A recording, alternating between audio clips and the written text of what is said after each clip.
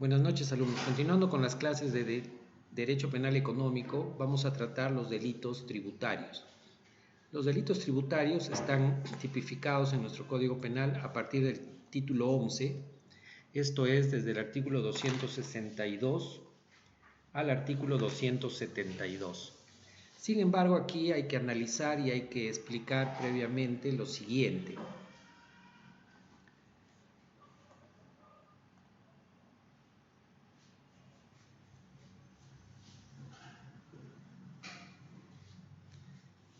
En el año de 1995 y 1996 se produjo toda una reforma en el tema tributario a nivel nacional, ¿no?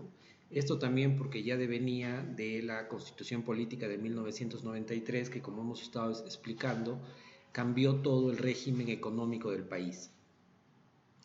En el año 92-93 entra la SUNAT como la Superintendencia Administradora de tributaria, como una entidad encargada de ver el tema de la recaudación de impuestos, el tema de la administración en el ámbito tributario, ¿no?, de todos los contribuyentes.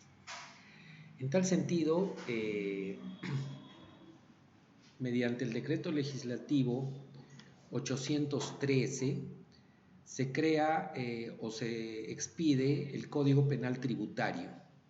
El Código Penal Tributario o la Ley Penal Tributaria, esto es a raíz de que mediante la Ley 26.557 se delega al Poder Ejecutivo la posibilidad de legislar en materia tributaria, y con el gobierno del ingeniero Fujimori se expide pues el decreto legislativo 813, que es el Código Penal Tributario. El Código Penal Tributario, vamos a hablarlo a grandes rasgos porque esto ustedes lo van a analizar cuando lleven derecho tributario como tal, ¿no? Sin embargo, se derogan muchos artículos del Código Penal, por ejemplo, desde el artículo 262 al 264, del artículo 265 al 267, del artículo 268 al 69 y el artículo 270. Es decir, se deroga el delito de contrabando, de defraudación fiscal, que contenía a su vez defraudación de renta de aduanas y defraudación tributaria. Respecto a este tema hay muchas posiciones a favor y muchas posiciones en contra. Los que están en contra a esta reforma señalan pues que, de acuerdo al principio de reserva de ley y al principio de legalidad, todos los tipos penales deben estar contenidos en un marco orgánico, en una ley orgánica que es el Código Penal. Y ahí deberían estar todas las normas o todos los delitos en su conjunto, y no podrían pues establecerse normas especiales para distintos delitos, ¿no? Y ellos señalan y dicen, bueno, si esto fuera así, entonces, por ejemplo, tendríamos que tener en el Código del Medio Ambiente, tendríamos que hablar de los delitos contra el medio ambiente, en las normas financieras y bancarias, delitos financieros y bancarios, y así sucesivamente, ¿no? Lo que no ocurre. Pero las posiciones que están a favor de esto señalan y dicen de que los delitos tributarios son muy especiales, muy específicos, y obviamente el Código Penal Tributario, que si bien es cierto recoge los principios del derecho penal, del Código Penal, contiene en su catálogo normativo, contiene los delitos tributarios porque tienen pues precisiones muy específicas, abordan temas muy concretos, muy técnicos, que es necesario que se revisen en un código aparte, ¿no? Posiciones a favor o en contra, eso es lo que tenemos en la actualidad, ¿no? De manera positiva lo que tenemos es esto, ¿no? Es una parte del Código Penal que ha sido mermada para varios artículos que han sido pasados al Código Penal Tributario. Entonces, por ejemplo, en el Código Penal Tributario del Decreto Legislativo 813 se tiene, espérense un momentito, voy a establecer acá, por ejemplo, el delito de defraudación tributaria. El delito de defraudación tributaria, que lo especifica como aquella persona que en derecho propio o ajeno, valiéndose de cualquier artificio, engaño, astucia, ardid u otra forma fraudulenta, deja de pagar en todo o en parte sus tributos que establecen las leyes, será reprimido con una pena no menor de 5 ni mayor de 8 años. Por otro lado, se tiene también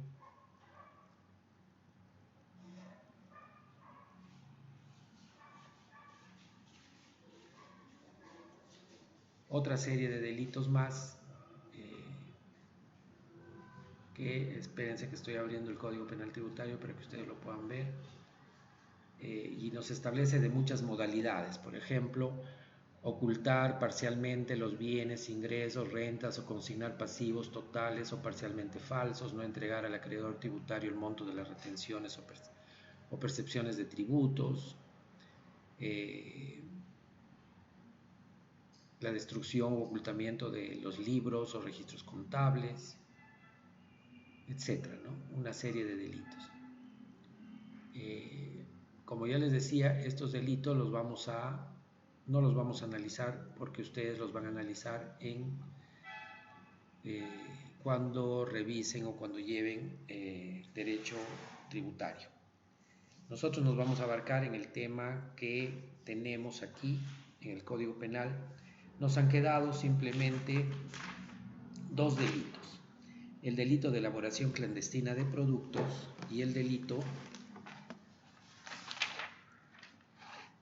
de comercio clandestino.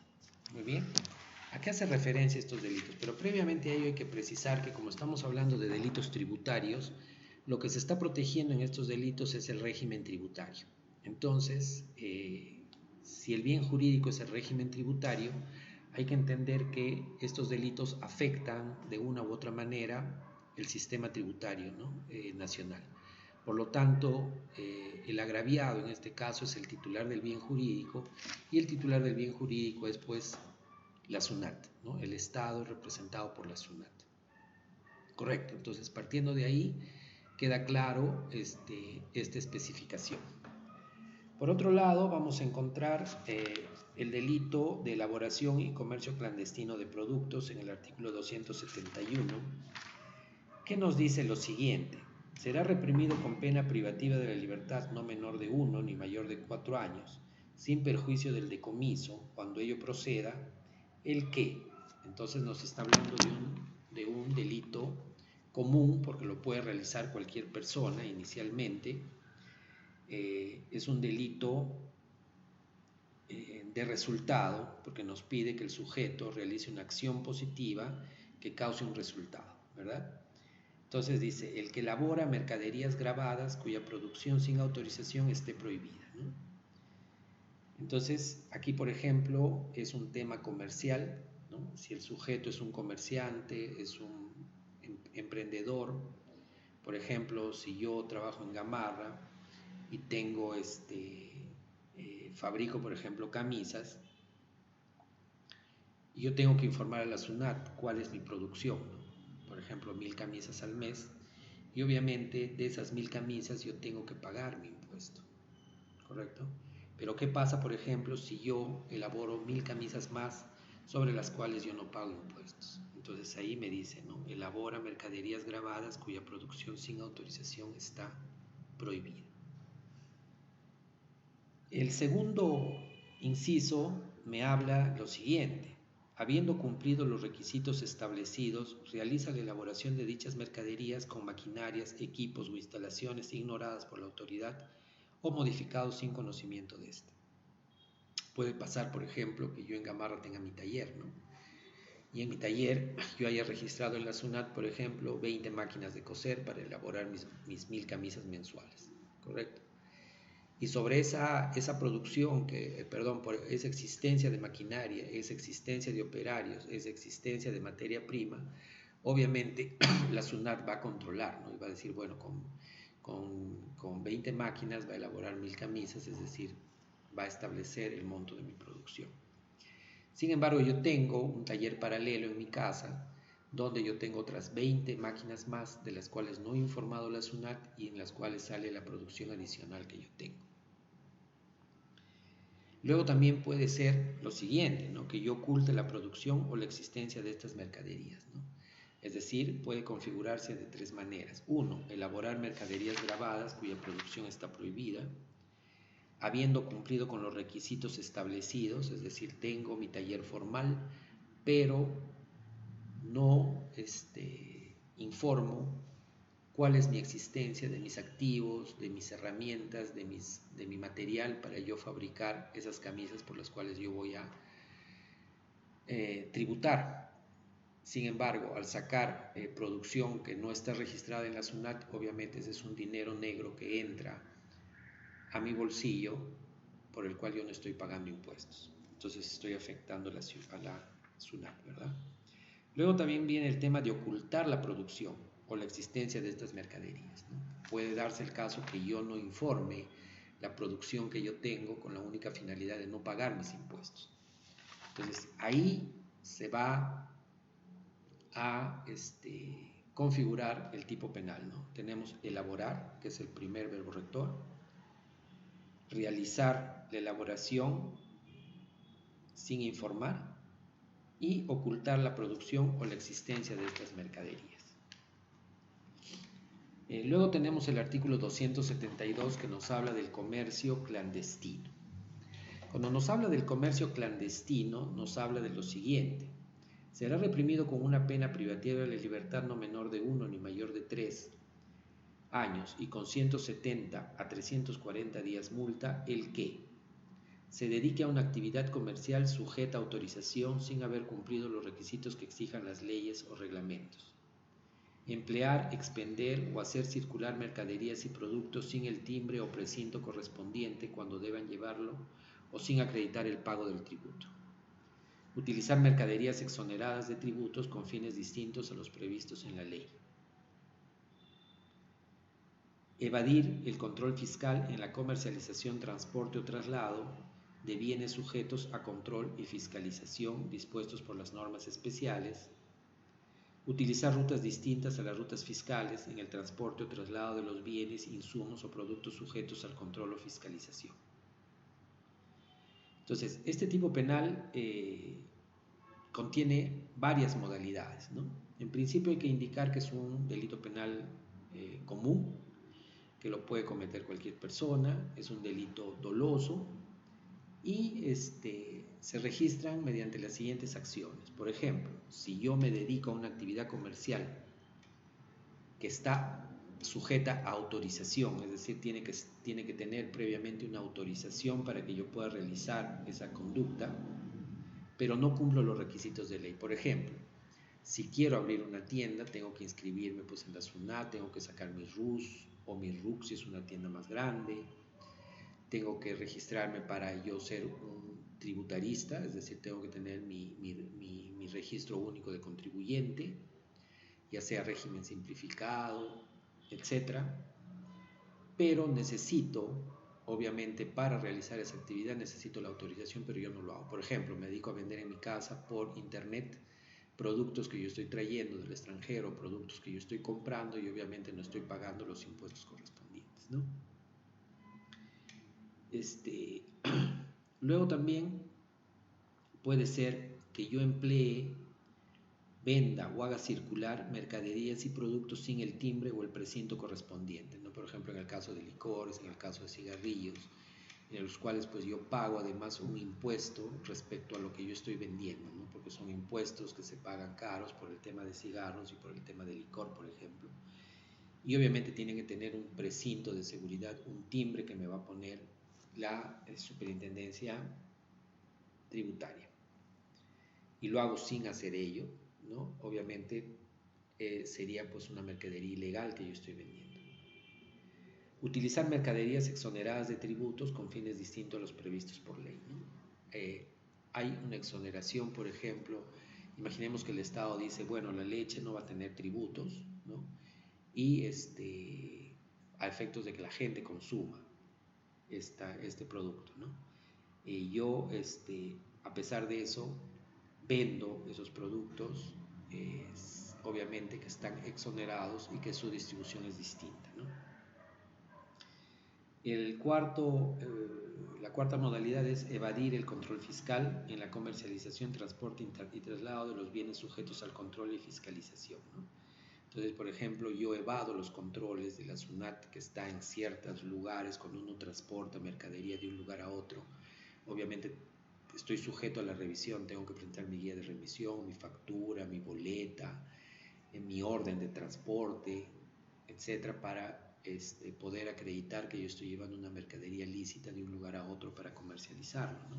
Pero yo evado ese control fiscal, ya sea ocultando los bienes, ya sea